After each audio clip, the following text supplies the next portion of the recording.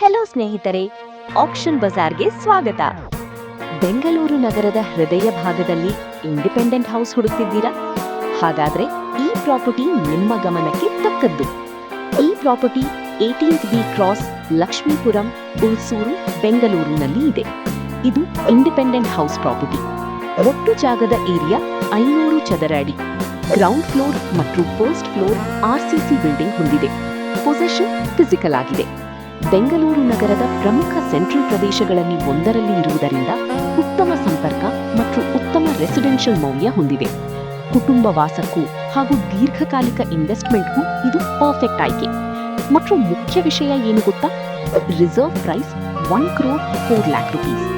EMD ಕೊನೆಯ ದಿನಾಂಕ 4 June 2026. Action ದಿನಾಂಕ 5 ಜೂನ್ 2026.